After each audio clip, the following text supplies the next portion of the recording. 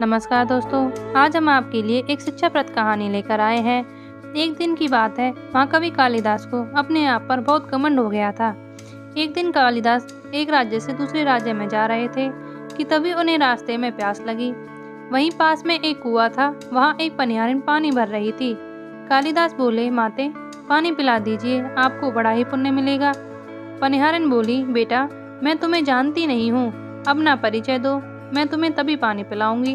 कालिदास ने कहा, मैं मेहमान हूँ, कृपया पानी पिला दें। पनियारिन बोली, तुम मेहमान कैसे हो सकते हो? संसार में तो दो ही मेहमान हैं, पहला धन और दूसरा यौवन।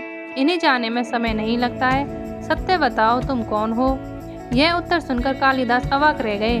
कालिदास बोले, मैं सहनशील हूँ, अब आप पानी पिला दो। पनियारिन ने कहा, नहीं, सहनशील तो दो ही हैं। पहली धरती, जो पापी पुण्यात्मा सबका बोझ सहती है, उसकी छाती चीरकर बीज बो देने से भी वह अनाज के भंडार भर देती है।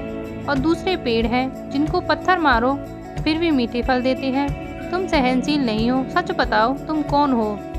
कालिदास मूर्छा की स्थिति में आ गए और बहुत चिल्ला उठे। कालिदास फिर बोले, मैं हठी हूँ।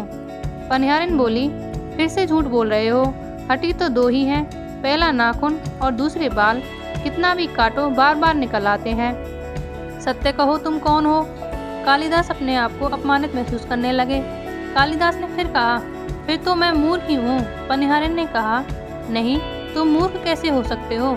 मूर्ख दो ही हैं, पहला राजा जो बिना योग्यता के भी सब पर शासन करता है, और दूसरा पंडित जो राजा को प्रसन्न करने के लिए गलत बात को भी सही कहता है। यह सुनकर कालिदास पनियारिन के पैरों में गिर पड़े और पानी के लिए याचना करने लगे। वृद्धा ने कहा, उठो वत्स। आवाज सुनकर कालिदास ने ऊपर देखा तो साक्षात माता सरस्वती वहाँ खड़ी थी। कालिदास ने माता सरस्वती को प्रणाम किया। माता सरस्वती ने कहा कि शिक्षा से ज्ञान आता है, ना कि अहंकार से। तूने शिक्षा के बल पर प्राप्त मान और प्रतिष्ठा को अपनी उपलब्धि मान लिया और अहंकार कर बैठा, इसलिए मुझे तुम्हारे चक्षु खोलने के लिए ये स्वांग करना पड़ा। कालिदास को अपनी गलती समझ में आ गई और भरपेट पानी पीकर वे आगे चल पड़े। इस कहानी से हमें यह सीख मिलती है कि हमें विद्या पर कभी घमंड नहीं करना चाहिए। घमंड विद्या को नष्ट कर देता है। दो चीजों को कभी व्यर्थ नहीं जाने देना चाहिए, अन्न के कण और आनंद के क्षण। अगर आपको हमारी वीडियो अच्छी लगी हो तो लाइक करें, शेयर करें और सब्सक्राइब करें।